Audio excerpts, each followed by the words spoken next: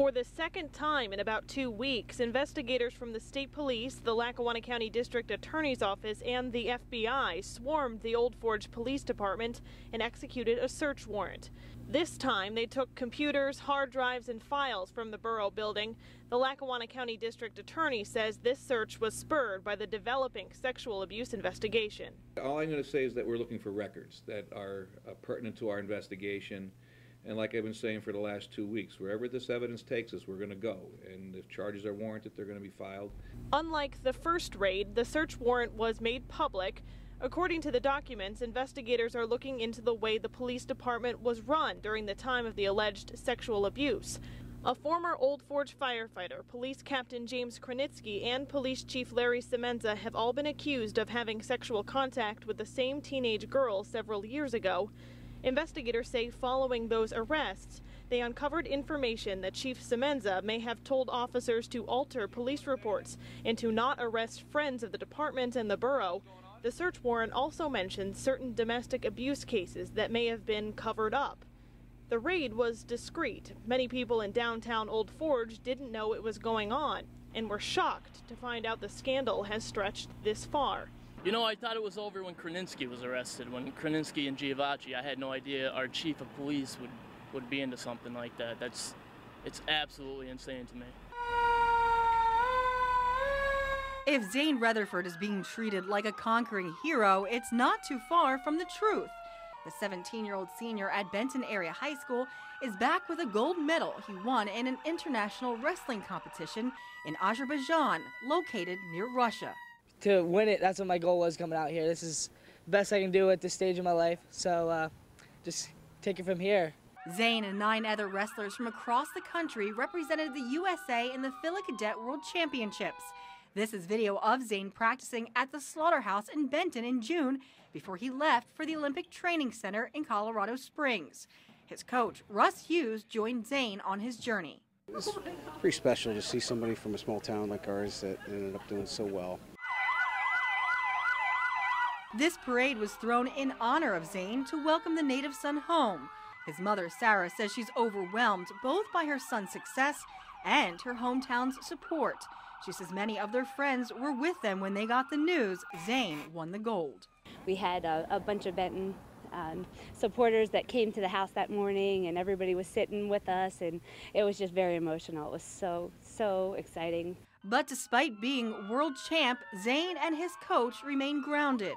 Zane is gearing up for another season with the Benton Tigers wrestling team, and he and his coach say the hard work doesn't stop. Back to the drawing board and get back at it, and the season's right around the corner. I'm still the same person, just have the same goals I had before and just pursue them. Zane says he plans to continue to compete in wrestling competitions and hopes he'll be able to bring home more medals in the future. Peggy Lee, Newswatch 16, Columbia County. A lot of this is going to be a waste because it's already melted and refroze. So that's not going to be good to sell to customers. Tara Queza showed up to her ice cream shop at the Scranton Farmers Market in shock.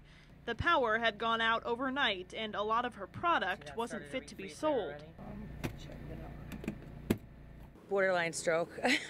That I was going to have a lot of product loss, and it's Friday. It's a farmer's market day. It's the end of the season.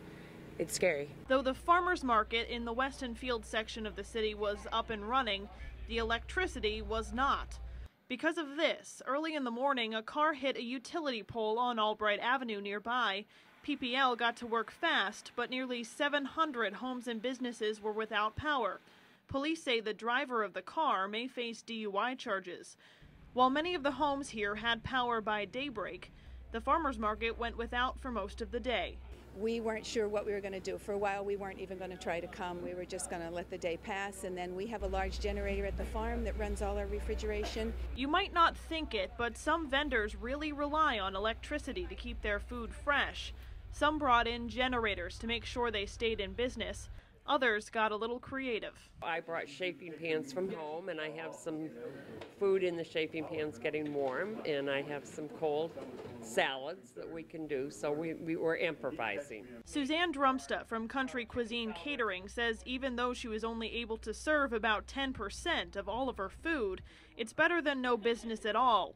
As the summer winds down, farmers market days get more and more important for these farmers. Friday is our biggest day, so my truck is loaded to the back door, and it would have been a major loss, but we would have come back.